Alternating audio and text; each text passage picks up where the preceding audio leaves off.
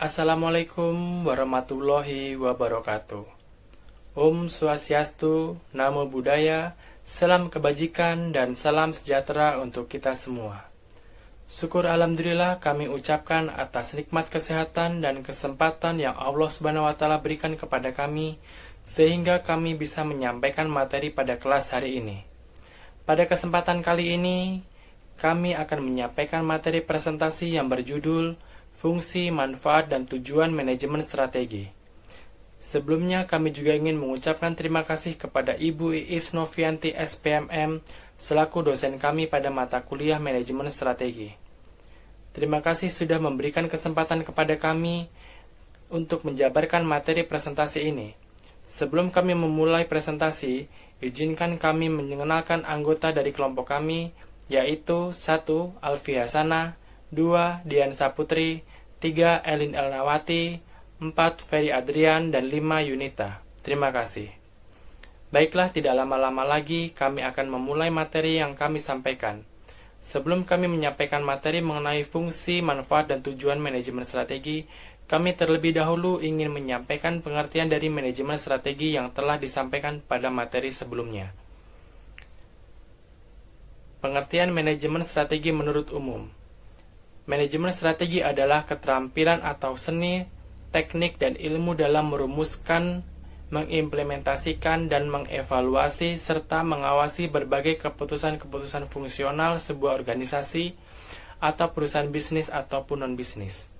Keputusan ini selalu terpengaruhi oleh lingkungan eksternal dan internal perusahaan. Kondisi lingkungannya selalu berubah-ubah. Manajemen strategi ini sangat membantu perusahaan meraih tujuan yang telah ditetapkan. Berikutnya, pengertian manajemen strategi menurut para ahli. 1. Menurut Pearce dan Robinson 1997, manajemen strategi adalah kumpulan dan tindakan yang menghasilkan perumusan atau formulasi dan pelaksanaan atau implementasi rencana-rencana yang dirancang untuk mencapai sasaran organisasi. Berikutnya, menurut Nawawi, perencanaan berskala besar atau disebut perencanaan strategi yang berorientasi pada jangkauan masa depan yang jauh disebut visi, dan ditetapkan sebagai keputusan pimpinan tertinggi atau keputusan yang bersifat mendasar dan prinsipil. Agar memungkinkan organisasi berinteraksi secara efektif, disebut misi, dalam urusan menghasilkan sesuatu atau perencanaan operasional untuk menghasilkan barang atau jasa serta pelayanan yang berkualitas. Dengan diarahkan pada optimalisasi perencanaan tujuan disebut strategi, dan berbagai sasaran atau tujuan operasional suatu organisasi. Demikian penjelasan dari kami mengenai pengertian manajemen strategi. Berikutnya akan dijelaskan fungsi, manfaat, dan tujuan manajemen strategi oleh rekan saya. Terima kasih. Fungsi manajemen strategi yang kali ini akan saya bahas. Fungsi manajemen pertama kali diperkenalkan oleh seorang industrialis Prancis bernama Henry Fayol pada abad ke-20. Sebelumnya, fungsi manajemen memiliki 5 unsur, yaitu merancang, organisir, memerintah, mengkoordinasi, dan mengendalikan. Namun, saat ini, fungsi manajemen menjadi 4, yaitu perencanaan. Perencanaan adalah memikirkan apa yang akan dikerjakan dengan sumber yang dimiliki. Perencanaan dilakukan untuk menentukan tujuan perusahaan secara keseluruhan dan cara terbaik untuk memenuhi tujuan itu. Manajer mengevaluasi berbagai rencana alternatif sebelum mengambil tindakan dan kemudian melihat apakah rencana tersebut cocok dan dapat dipilih untuk memenuhi tujuan suatu perusahaan. Perencanaan merupakan proses terpenting dari semua fungsi manajemen, karena tanpa perencanaan, fungsi-fungsi lainnya tidak dapat berjalan sebagaimana mestinya. Kedua, pengorganisasian dilakukan dengan tujuan membagi suatu kegiatan besar menjadi kegiatan-kegiatan yang lebih kecil.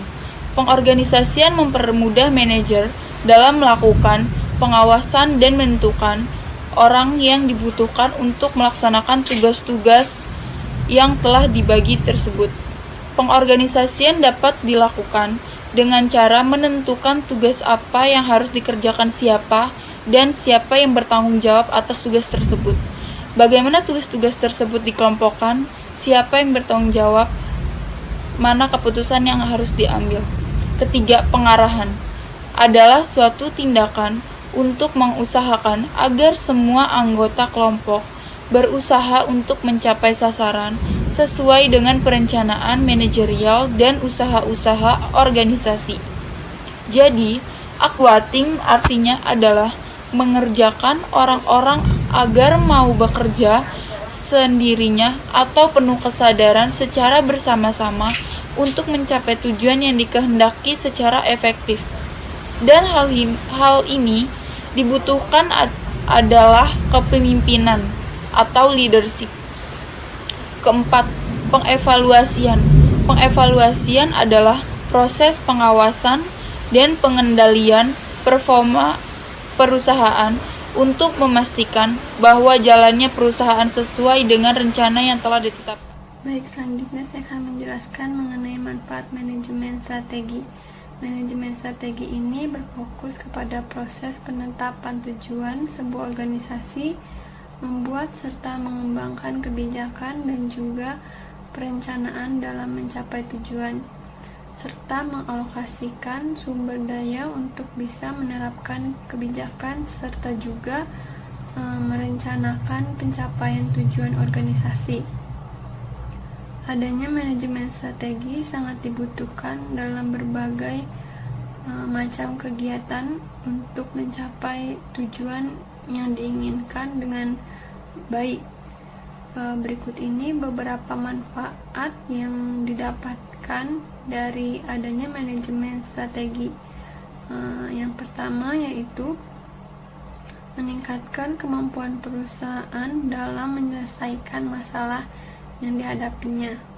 Yang kedua yaitu memberikan hasil keputusan terbaik dikarenakan interaksi antar anggota kelompok mengumpulkan berbagai strategi yang lebih besar atau bahkan lebih baik. Yang ketiga yaitu keterlibatan karyawan di dalam formulasi strategi akan dapat memperbaiki pengertian mereka atas penghargaan produktivitas di dalam setiap perencanaan strategi. Dan dengan adanya keterlibatan karyawan ini akan dapat mempertinggi atau memperkuat motivasi kerja mereka tentunya. Yang keempat yaitu membuat manajemen perusahaan menjadi lebih peka terhadap ancaman yang datang dari luar perusahaan. Yang kelima yaitu menurut hasil penelitian menunjukkan bahwa organisasi yang menggunakan konsep manajemen strategi akan lebih profitable atau lebih menguntungkan dan lebih berhasil daripada yang tidak menerapkan manajemen strategi tersebut. Dari paparan di atas, maka dari itu penerapan strategi yang baik serta tepat sasaran sangat dibutuhkan untuk aktivitas apapun, terutama di dalam menjalankan bisnis. Dengan adanya strategi yang tepat dan disusun dengan secara terorganisir, tentu akan membuat sebuah organisasi atau perusahaan tertentu dapat lebih mudah melaksanakan misi dalam mencapai tujuan organisasinya atau tujuan perusahaannya. Demikian yang dapat disampaikan. Selanjutnya akan dilanjutkan oleh rekan saya. Terima kasih. Untuk selanjutnya ada tujuan manajemen strategi. Yang pertama, melaksanakan dan mengevaluasi strategi yang dipilih secara efektif dan efisien. Yang kedua, ada mengevaluasi kerja, meninjau dan mengkaji ulang situasi serta melakukan berbagai penyesuaian dan koreksi jika terdapat penyimpangan di dalam pelaksanaan strategi. Yang ketiga, senantiasa memperbarui strategi yang dirumuskan agar sesuai dengan perkembangan lingkungan eksternal. Yang keempat, senantiasa meninjau kembali kekuatan, kelemahan, peluang, dan ancaman bisnis yang ada. Yang kelima, senantiasa melakukan inovasi atas produk agar selalu sesuai dengan selera konsumen. Terima kasih. Untuk selanjutnya bisa dilanjutkan dengan rekan saya. Saya akan menjelaskan materi tentang tahapan manajemen strategi. Tahapan manajemen strategi dibagi menjadi 3 tahap. Yang pertama adalah tahapan perumusan strategi. Yang kedua adalah tahapan pelaksanaan strategi. Dan yang ketiga adalah evaluasi strategi. Dari ketiga tahap tersebut memiliki kegiatan yang masing-masing berbeda. Yang pertama adalah tahapan perumusan strategi. Tahapan ini mencangkup pengembangan visi dan misi organisasi, mengidentifikasi peluang dan ancaman eksternal organisasi, menentukan kekuatan dan kelemahan internal organisasi, menetapkan tujuan jangka panjang organisasi, membuat sejumlah strategi alternatif untuk organisasi, dan memilih strategi tertentu untuk digunakan. Yang kedua adalah tahapan pelaksanaan strategi. Pada tahap ini, mengharuskan perusahaan menetapkan sasaran terdahulu, membuat kebijakan, dan memotivasi karyawan. Di dalam pelaksanaan strategi ini, mencangkup kegiatan pengembangan budaya yang mendukung strategi, penciptaan struktur organisasi yang efektif, pengarahan kembali usaha-usaha pemasaran, penyiapan anggaran, pengembangan, dan pemanfaatan sistem informasi. Dan yang ketiga adalah tahapan evaluasi strategi. Tahapan evaluasi strategi ini adalah tahapan terakhir dari tahapan manajemen strategi. Di dalam tahapan evaluasi strategi ini memiliki 3 pokok kegiatan. Yang pertama adalah mengkaji ulang faktor-faktor eksternal dan internal yang menjadi landasan perumusan strategi yang diterapkan saat ini. Yang kedua adalah mengukur kinerja. Dan yang ketiga adalah melakukan tindakan-tindakan korektif. Evaluasi strategi perlu dilakukan karena keberhasilan saat ini bukan merupakan jaminan untuk keberhasilan di hari esok. Sekian dari presentasi yang kami sampaikan. Bila ada kata-kata yang salah, mohon dimaafkan. Terima kasih. Apakah ada pertanyaan dari presentasi yang kami sampaikan? Silakan bertanya.